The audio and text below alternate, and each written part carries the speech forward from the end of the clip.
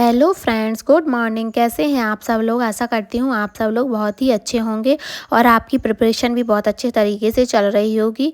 आज का नया सेशन नई उम्मीद के साथ मैं लेकर आई हूँ आप लोगों के लिए, ताकि आप लोगों की हेल्प हो सके और एग्ज़ाम में जिस तरीके के क्वेश्चन आ रहे हैं उसी तरीके के क्वेश्चंस का सेशन मैं लेकर आ रही हूँ, ताकि आपकी प्रैक्टिस और अच्छी तरीके से बेहतरीन हो सके। क्योंकि आप बहुत ही प्रैक्टिस कर चुके हैं, ऐसा कुछ नहीं है कि आपने अपनी तरफ से कहीं कोई कमी छोड़ी है। बाकी जो मैं रिव्यू से पता मुझे चल रहा है कि इस तरीके के क्वेश्चन आ रहे हैं, तो मैं कुछ उस तरीके के क्वेश्चन भी आप लोगों के साथ शेयर कर रही हूँ, ताकि अगर आपने ऐसे क्वेश्चंस की प्रैक्टिस नहीं करी है तो आप कर लें और आप अपनी तैयारी को और भी आगे बढ़ाएं, ताकि आपका जो पेपर है उसमें आपको कोई भी क्वेश्चन ऐसा ना रहे जो आपको समझ में ना आए या जिसकी लैंग्वेज आपको टफ लगे। तो इसी तरीके के क्वेश्चंस लेकर आई हूँ मैं आप लोगों के लिए। तो आप बने रहिए सेशन में और प्रैक्टिस करिए जो क्वेश्चंस लेकर आई हूँ उनका।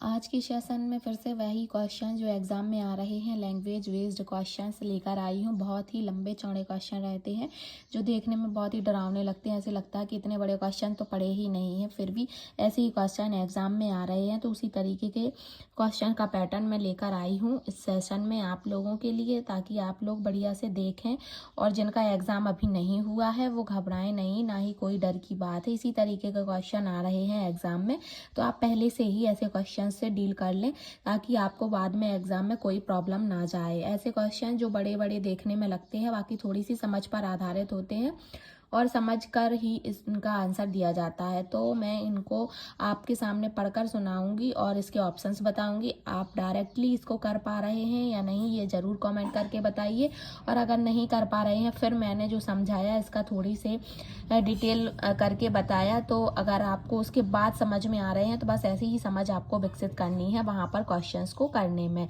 बाकी कोई दिक्कत नहीं है, क्वेश्चन वही है जो आप पढ़ चुके हैं, इनका डिटेल वही है जो आप पहले से ही प्रिपेयर कर चुके हैं। बाकी क्वेश्चंस का मेथड थोड़ा सा चेंज कर दिया गया है, थोड़ा सा लैंग्वेज बेस्ड क्वेश्चन दिए गए हैं फाइनल एग्जाम में।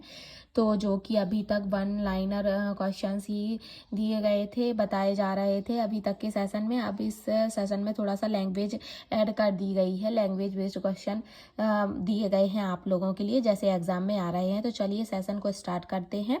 और लैंग्वेज बेस्ड क्वेश्चन जो दिए गए हैं देखने में बहुत ही भारी भरकम टाइप के दिखते हैं, बाकी हैं वो बहुत ही आसान। अगर पढ़ के आपको समझ में आ रहे हैं तो आप आसानी से इनको कर ले जाओगे। ऐसे ही क्वेश्चंस का संग्रह आज मैं लेकर आई हूँ आप लोगों के लिए, ताकि जिनका एग्जाम अभी हुआ नहीं है या जिनका एग्जाम अप्रैल में, उनके पास काफ़ी टाइम है, तो वो ऐसे ऐसे क्वेश्चंस 2-4 सेशंस देख लेंगे और उनका हार्ड कॉपी निकलवा कर बार बार रिवीजन कर लेंगे, तो आपको ये क्वेश्चन आसानी से बन जाएंगे। चलिए क्वेश्चंस को पढ़ते हैं और सॉल्व करते हैं। फर्स्ट क्वेश्चन है, पर्यवेक्षक ने देखा कि कार्यकर्ता अक्सर प्रोजेक्ट असाइनमेंट की निष्पक्षता के बारे में चिंता व्यक्त करते हैं। पर्यवेक्षक को कौन सी विशेषता कार्यकर्ता के विश्वास को बनाने के लिए सबसे महत्वपूर्ण है। ऑप्शन ए, पर्यवेक्षक की कार्य को जल्दी से सौंपने की क्षमता।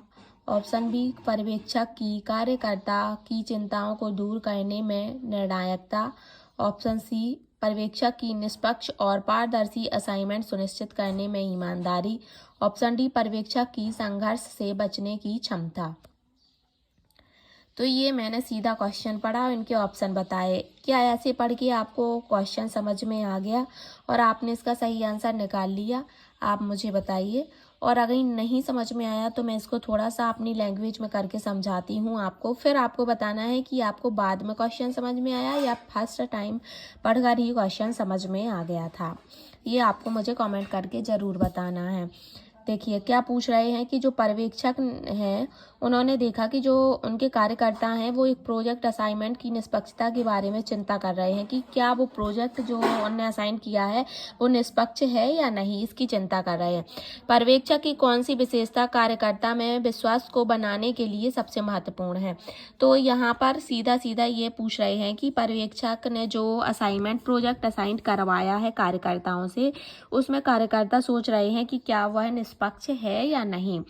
तो जो पर्यवेक्षक हैं उनको ऐसी कौन सी विशेषता उनकी होनी चाहिए जो यह साबित कर दे कि यह प्रोजेक्ट निष्पक्ष है। जो कार्यकर्ताओं में यह भावना क्लियर कर दे कि जो प्रोजेक्ट उनने असाइन करवाया है वह निष्पक्ष है। तो ये पूछ रहे हैं, तो इसमें कौन सी महत्वपूर्ण भूमिका रहेगी, कौन सी विशेषता महत्वपूर्ण रहेगी पर्यवेक्षक की। तो इसके लिए जो ऑप्शन दिए गए हैं उनमें से राइट ऑप्शन होगा ऑप्शन सी, पर्यवेक्षक की निष्पक्ष और पारदर्शी असाइनमेंट सुनिश्चित करने में ईमानदारी। जो पर्यवेक्षक की ईमानदारी है वही सुनिश्चित करेगी कि प्रोजेक्ट जो असाइन कराया गया है वह निष्पक्ष है।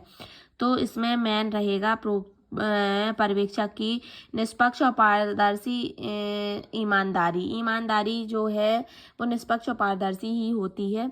तो निष्पक्ष जब रहेगा और पारदर्शी रहेगी जब उसकी ईमानदारी, तो क्लियर हो जाएगा कि प्रोजेक्ट असाइनमेंट निष्पक्ष है। तो ऑप्शन सी इसका राइट आंसर हो जाएगा। चलिए, इसी तरीके के क्वेश्चन जो भारी भरकम से दिखते हैं इनका थोड़ा सा समझना है और इसके समझने के बाद ही इसको आंसर क्लियर करना है इसका।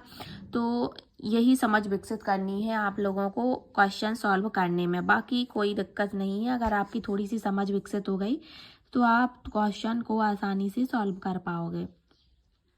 चलिए नेक्स्ट क्वेश्चन पर बढ़ते हैं। नेक्स्ट क्वेश्चन है, पर्यवेक्षक को परियोजना की समय सीमा के बारे में एक महत्वपूर्ण निर्णय लेने की आवश्यकता है। वह टीम से परामर्श किए बिना अकेले निर्णय लेने का फैसला करता है। यह कौन सी शैली है बताना है। जो पर्यवेक्षक हैं उनने परियोजना की जो एक परियोजना बताई गई, जो एक प्रोजेक्ट बनाया गया है उसकी एक समय सीमा तय करना है। उसको पर्यवेक्षक को प्रोजेक्ट की समय सीमा तय करना है कि इतने समय में यह काम हो जाना चाहिए। तो इसके बारे में एक महत्वपूर्ण निर्णय लेने की आवश्यकता है पर्यवेक्षक को। पर वह जो टीम के कार्यकर्ता हैं उससे बिना परामर्श लिए, उससे बिना पूछे ही अकेला निर्णय लेने का फैसला करता है। तो आपको बताना है कि यह कौन सी शैली है। बिना कार्यकर्ताओं के परामर्श लिए ही निर्णय करता है पर्यवेक्षक। तो उसकी यह कौन सी शैली है। लोकतांत्रिक शैली है, निरंकुश शैली है, हस्तक्षेपी शैली है या नौकरशाही शैली है। तो बताना है। तो आपको शायद ये क्वेश्चन पढ़कर मैंने समझाया तो क्लियर हो गया होगा कि यह निरंकुश शैली है, क्योंकि वह अकेले ही निर्णय ले रहा है, कार्यकर्ताओं से या टीम से परामर्श नहीं ले रहा है, तो निरंकुश नेता के अंतर्गत आएगा। अगर वह परामर्श लेता है तो वह लोकतांत्रिक के अंतर्गत आ जाएगा। और हस्तक्षेप में वही आएंगे जिसमें सीधा कार्यकर्ता निर्णय ले लेंगे, कोई हस्तक्षेप नहीं रहेगा। और नौकरशाही में तो वही आएगा जो पर्यवेक्षक खुद निर्णय लेगा। तो चलिए, इसमें राइट आंसर ऑप्शन बी हो जाएगा, निरंकुश शैली कहलाएगी। नेक्स्ट क्वेश्चन पर बढ़ते हैं। नेक्स्ट क्वेश्चन है, पर्यवेक्षक टीम में श्रमिकों की भागीदारी बढ़ाना चाहता है। जो पर्यवेक्षक है उसमें श्रमिकों की भागीदारी बढ़ाना चाहता है टीम। यह नियमित रूप से टीम मीटिंग आयोजित करता है, यानी पर्यवेक्षक इसके लिए नियमित रूप से रेगुलरली मीटिंग रखता है, जहां हर कोई विचार का योगदान दे सकता है और एक साथ निर्णय ले सकता है। पर्यवेक्षक किस नेतृत्व शैली का उपयोग कर रहा है। ये क्वेश्चन ऐसे हैं कि तुरंत ही समझ में आ जाएंगे आपको। तो बताना है कि ये कौन सी शैली है। निरंकुश है, हस्तक्षेपी है, लोकतांत्रिक है या नौकरशाही है। तो आई होप आपको ये क्वेश्चन पढ़कर ही समझ में आ गया होगा कि यह कौन सी शैली है नेतृत्व की। तो यहाँ पर जैसे कि पहले मैं क्वेश्चन बताती थी नेतृत्व की शैली के बारे में, वो एक लाइन के ही क्वेश्चन रहते थे, उनका सीधा सीधा आंसर रहता था।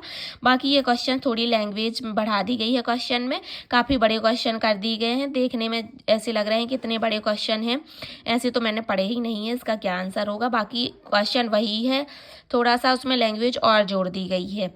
तो जो पर्यवेक्षक है वो क्या करना चाहता है कि अपने टीम में श्रमिकों की भागीदारी बढ़ाना चाहता है। उसके लिए मतलब कोई भी निर्णय लेने में श्रमिकों को भी शामिल करना चाहता है। उसके लिए वह टीम की मीटिंग आयोजित करता है, जहां पर उसके विचारों को और एक साथ निर्णय लेने के लिए कहता है, यानी वो कहता है कि पर्यवेक्षक का मानना है कि श्रमिक भी निर्णय लें, साथ में श्रमिकों का भी निर्णय शामिल हो। तो इस प्रकार की शैली को बताना है कि कौन सी शैली है। तो जो मैंने पहले ही बता दिया है कि जो निरंकुश शैली है वो शैली इस तरीके की है कि पर्यवेक्षक खुद ही निर्णय लेता है, श्रमिकों को या कर्मचारियों को शामिल नहीं करता।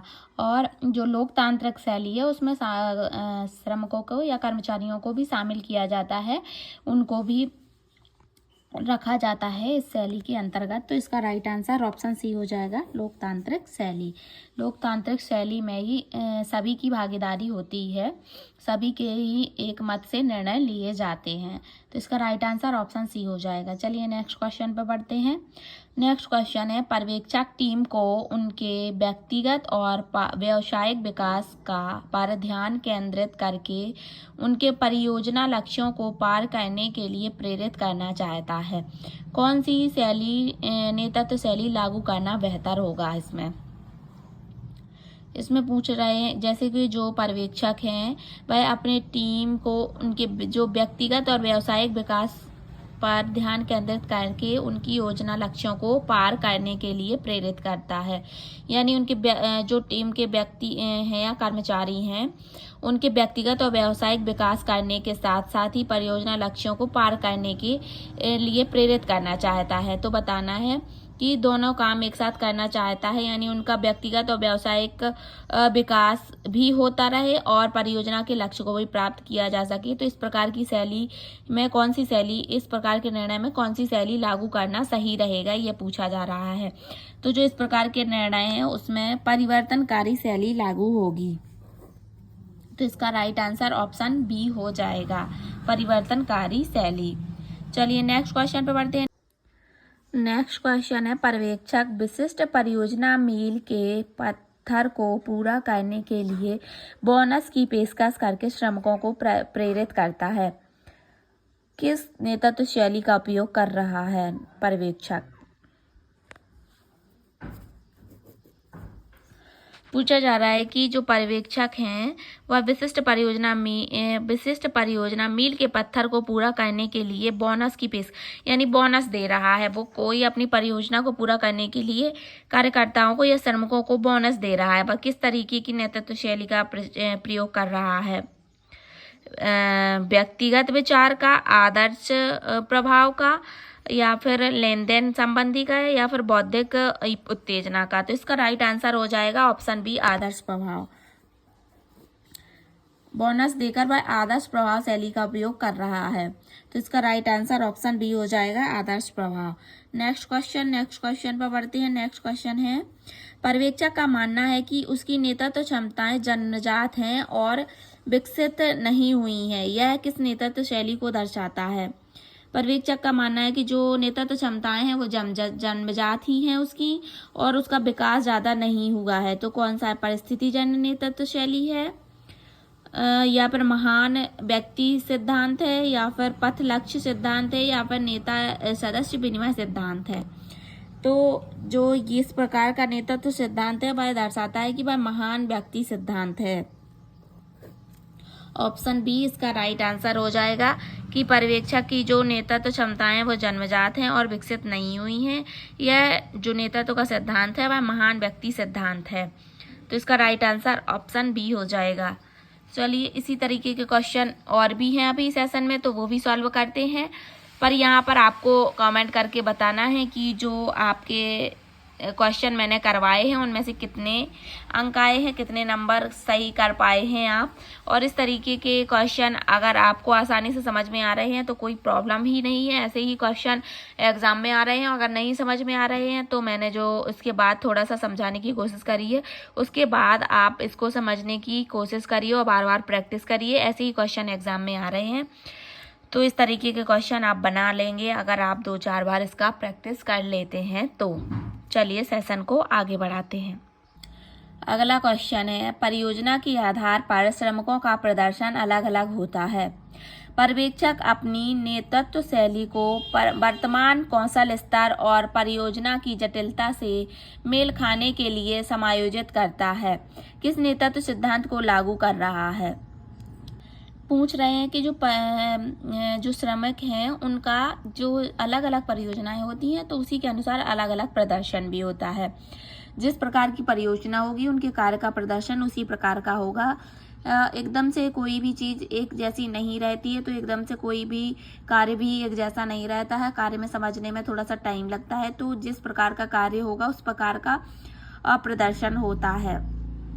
तो पर्यवेक्षक क्या करना चाहता है कि जो अपनी नेतृत्व शैली को वर्तमान कौशल स्तर, यानी जो वर्तमान में कौशल स्तर हैं श्रमिकों की, उसको और परियोजना की जटिलता को मेल खाने का, मतलब समायोजित करने का, दोनों में मेल बैठाने का कोशिश करता है, ताकि प्रदर्शन में कोई कमी ना रहे, अच्छे तरीके से कार्य हो पाए। तो दोनों को आपस में तालमेल बैठाने की कोशिश कर रहा है। तो बताना है कि ये कोशिश करना उसका किस प्रकार का सिद्धांत कहलाएगा। विशेषता सिद्धांत, परिस्थितिजन्य नेतृत्व सिद्धांत, फिडलर का आकस्मिकता मॉडल, या नेता सदस्य विनिमय सिद्धांत। तो जैसे कि वो जो वर्तमान में जो नेतृत्व शैली है और जो परियोजना की जटिलता है, आपस में मेल खाने का, आपस में समायोजित करने का कोशिश कर रहा है। तो परिस्थिति के अनुसार वो समायोजित करने की कोशिश कर रहा है। जैसी ही परिस्थिति होगी उसी तरीके की शैली को उसमें लागू करने की कोशिश कर रहा है। तो इसका आंसर ऑप्शन बी हो जाएगा, परिस्थितिजन्य नेतृत्व सिद्धांत। परिस्थिति के अनुसार नेतृत्व शैली को परिवर्तित कर दे रहा है वह, और आपस में तालमेल बैठाने की कोशिश कर रहा है। तो परिस्थिति के अनुसार बदलने की कोशिश करना परिस्थितिजन्य नेतृत्व सिद्धांत के अंतर्गत आएगा। तो इसका राइट आंसर ऑप्शन बी हो जाएगा, परिस्थितिजन्य नेतृत्व सिद्धांत। चलिए नेक्स्ट क्वेश्चन पे बढ़ते हैं। नेक्स्ट क्वेश्चन है, जो पर्यवेक्षक है वो परियोजना की प्रगति पर चर्चा करने के लिए श्रमिकों के साथ नियमित बैठक करता है और रचनात्मक प्रतिक्रिया प्रदान करता है। श्रेष्ठ व्यक्ति किस प्रमुख योग्यता का प्रदर्शन कर रहा है? यानी जो पर्यवेक्षक है वह कौन सी विशिष्ट योग्यता इसमें बता रहा है कि वो परियोजना की प्रगति करना चाहते हैं, यानी जो प्रोजेक्ट है उसकी प्रगति पर चर्चा करके श्रमिकों की नियमित बैठक करता है, मतलब रेगुलर मीटिंग कर रहा है श्रमिकों को, और उसमें परियोजना यानी जो प्रोजेक्ट है उसको, उसमें कैसा इम्प्रूवमेंट हो रहा है उस पर चर्चा करता है और रचनात्मक प्रतिक्रिया प्रदान करता है। तो बताना है कि वह कौन सी योग्यता का प्रदर्शन कर रहा है। संचार से बचने की योग्यता हो रही है उसकी, या खराब निर्णय ले रहा है, या प्रभावी संचार है, या फिर प्रतिक्रिया की अनदेखी कर रहा है। देखिए वो बहुत ही अच्छा कार्य कर रहा है, क्योंकि वह एक तो जो श्रमिक है उनको रेगुलर इन्वॉल्व कर रहा है और उस पर जो प्रोजेक्ट में इम्प्रूवमेंट हुआ है उसकी चर्चा कर रहा है। तो ये नेगेटिव तो आएगा ही नहीं, तो खराब निर्णय लेना गलत ही हो जाएगा। और प्रतिक्रिया की अनदेखी नहीं कर रहा है, क्योंकि वो रेगुलर ही मीटिंग में इसकी बार बार चर्चा कर रहा है, तो अनदेखी तो होगा ही नहीं। और संचार से बचना, अगर वो मीटिंग कर रहा है उसमें तो कम्युनिकेशन तो कर ही रहा है, तो वो कम्युनिकेशन से तो बच तो रहा नहीं है। तो इसका होगा कि वो प्रभावी संचार कर रहा है, प्रभावी तरीके से बैठक कर रहा है और उसका हर एक अपडेट दे रहा है प्रोजेक्ट का अपने श्रमिकों को। तो इसका राइट आंसर ऑप्शन सी हो जाएगा, प्रभावी संचार। चलिए नेक्स्ट क्वेश्चन पे बढ़ते हैं। नेक्स्ट क्वेश्चन है, पर्यवेक्षक परियोजना की समय सीमा से भी ऊपर श्रमिकों के पेशेवर विकास और कल्याण को प्राथमिकता देता है। पर्यवेक्षक किस नेतृत्व शैली का प्रदर्शन कर रहा है?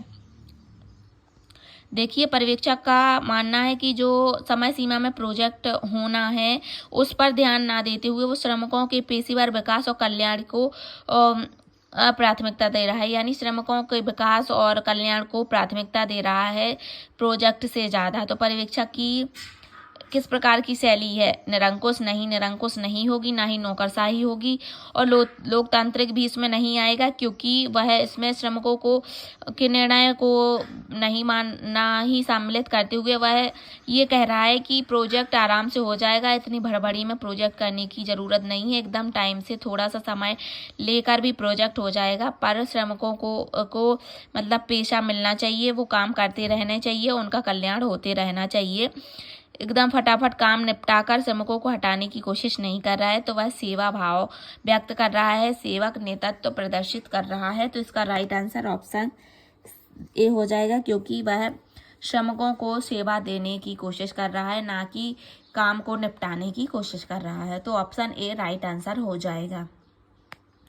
चलिए नेक्स्ट क्वेश्चन पे बढ़ते हैं। नेक्स्ट क्वेश्चन है नीति आयोग की स्थापना कब हुई थी। देखिए कुछ क्वेश्चन जो लैंग्वेज बेस्ड आ रहे हैं वो तो मैंने सॉल्व करा ही दिए हैं। कुछ फैक्चुअल क्वेश्चन भी आ रहे हैं जो फैक्ट पर आधारित है, पढ़ के सीधे आंसर लगाने हैं। अगर आप उनके बारे में पढ़ चुके हैं तो कुछ ऐसे क्वेश्चन भी आ रहे हैं। दोनों का कॉम्बिनेशन आ रहा है तो दोनों टाइप के क्वेश्चन करने ज़रूरी हैं। कुछ क्वेश्चन मैंने आपको करवा दिए हैं लैंग्वेज बेस्ड, जो कि एग्जाम में आ रहे हैं, जो आपको समझ में आ गए होंगे। और आपको इसी तरीके के क्वेश्चंस को करते रहना है, प्रैक्टिस करती रहनी है, तो आसानी से आपको समझ विकसित हो जाएगी और कर पाएंगे क्वेश्चन। अब कुछ क्वेश्चन ऐसे भी हैं जो फैक्चुअल हैं तो वो भी मैं आपको कराई दे रही हूँ।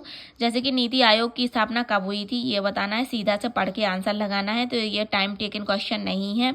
जो ऊपर क्वेश्चन बताए गए हैं उसमें टाइम ज़्यादा लगेगा, ये आसानी से हो जाएंगे कम टाइम में। तो इन क्वेश्चन का टाइम बचाकर उन क्वेश्चन में आपको लगाना है। ये आपको थोड़ा सा माइंड का यूज़ करना है। तो बताना है नीति आयोग की स्थापना 1 जनवरी 2015 को की गई थी, या फिर 25 जनवरी 2016 को, 14 मई 2014 को, या फिर 1 जुलाई 2015। तो इसका राइट आंसर होगा 1 जनवरी 2015 को नीति आयोग की स्थापना की गई थी। इसके पहले योजना आयोग चलता था, उसके बाद उसका कुछ चेंजेस करके उसके स्थान पर नीति आयोग बनाया गया था। चलिए नेक्स्ट क्वेश्चन पढ़ते हैं। नीति आयोग के बारे में निम्नलिखित में से कौन सा कथन सही है। 4 ऑप्शन दिए गए हैं, इनमें से कोई एक कथन नीति आयोग के बारे में सही होगा, वो बताना है आपको। क्या नीति आयोग का गठन 25 जनवरी 2016 को किया गया था। देखिए इसके बारे में ऊपर ही पढ़ चुके हैं कि 1 जनवरी 2015 को हुआ था, तो ये तो गलत हो जाएगा। तो फर्स्ट ऑप्शन तो गलत ही हो जाएगा। सेकंड ऑप्शन है कि नीति आयोग वाणिज्य और उद्योग मंत्रालय के अंतर्गत आता है, तो जी नहीं, ये भी गलत हो जाएगा। नेक्स्ट ऑप्शन है नीति आयोग भारत सरकार का एक नीति थिंक टैंक है, तो यही इसका राइट आंसर हो जाएगा कि जो नीति आयोग है वो भारत सरकार का एक नीति थिंक टैंक है। तो ये ऑप्शन सी राइट आंसर हो जाएगा। और उपयुक्त में से कोई नहीं, पूछ रहे हैं कि बता रहे हैं कि इनमें से कोई भी आंसर सही नहीं है, तो इसका राइट आंसर ऑप्शन सी हो जाएगा। नेक्स्ट क्वेश्चन पे बढ़ते हैं। निम्नलिखित में से कौन नीति आयोग की शासी परिषद का हिस्सा है। जो नीति आयोग की परिषद है उसका हिस्सा कौन है। भारतीय राज्यों के मुख्यमंत्री हैं, दिल्ली और पुदुचेरी के मुख्यमंत्री हैं, या फिर अंडमान एवं निकोबार की द्वीप के उपराज्यपाल हैं, या फिर उपरोक्त सभी हैं। तो देखिए नीति आयोग के अंतर्गत आते हैं जो सभी राज्यों के मुख्यमंत्री हैं वो आते हैं, साथ ही साथ जो केंद्र शासित प्रदेश हैं उनके भी मुख्यमंत्री आते हैं। और यदि किसी केंद्र शासित प्रदेश में मुख्यमंत्री नहीं बनाए गए जाते हैं तो उनके जो उपराज्यपाल हैं वो भी इसमें शामिल किए जाते हैं। तो ये तीनों ही ऑप्शन सही हो जाएंगे। तो इसका राइट आंसर ऑप्शन डी उपरोक्त सभी हो जाएगा, क्योंकि इन सभी को शामिल किया जाता है। तो राइट आंसर ऑप्शन डी होगा, उपरोक्त सभी। तो ऐसा था आज का सेशन। आई होप आपको सेशन पसंद आया होगा, और जैसे ही एग्जाम में क्वेश्चन आ रहे हैं वैसे ही लाने की कोशिश करी है, तो वो भी क्वेश्चन आपको पसंद आ रहे होंगे। इसी तरीके के और भी क्वेश्चन लेकर आती रहूंगी और मिलेंगे नेक्स्ट सेशन में आप लोगों के लिए। तो आप लोग अच्छे बने रहिए, मस्त रहिए, स्वस्थ रहिए, प्रैक्टिस करते रहिए, एग्जाम की प्रिपरेशन करते रहिए और बढ़िया तरीके से एग्जाम दीजिए। आप सभी लोगों के साथ मेरी बेल विशेष शामिल हैं, तो जिनका भी एग्जाम है उन सभी के लिए ऑल द बेस्ट। अच्छे से एग्जाम दीजिए और बढ़िया आप अपनी जगह बनाकर आइए ही। एक सीट आप अपने लिए लेकर ही आइए, इस तरीके का क्वेश्चन करके आइए और ऐसे ही नंबर लेकर आते रहिए। मिलेंगे नेक्स्ट सेशन में नेक्स्ट क्वेश्चन के साथ, नए क्वेश्चन के साथ मैं आती रहूँगी, आपसे मिलती रहूँगी। अगर आप मेरे चैनल पर नए हैं तो चैनल को सब्सक्राइब कर लीजिए, बेल आइकन प्रेस करना बिल्कुल भी ना भूलिए, ताकि आपको नोटिफिकेशन मिले और आप तुरंत ही सेशन को ज्वाइन कर पाएँ। अपने फ्रेंड्स के साथ शेयर करिए ताकि उनकी भी हेल्प हो सके। और कितने नंबर आए हैं ये भी मुझे कमेंट करके बताइए कि आपका जो जब एग्ज़ाम हुआ तो आपके कितने नंबर आए, आपको मेरी क्लासेस से कुछ हेल्प मिली या नहीं, ये भी मुझे ज़रूर बताइए।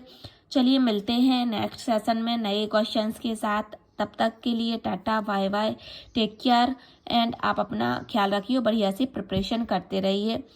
Thank you for watching. ऐसी क्वेश्चंस के लिए मैंने ये फ़ोटोज़ लगा दी हैं, तो आप हार्ड कॉपी निकाल लीजिए और बढ़िया से इसकी बार बार प्रैक्टिस करिए। तो ऐसे ही क्वेश्चन आपके जब एग्ज़ाम में आएंगे तो आप बड़े आसानी से कर लेंगे। हार्ड कॉपी से पढ़ना मेरे अकॉर्डिंग बहुत ही ईजी रहता है, तो हार्ड कॉपी ज़रूर बनाइए।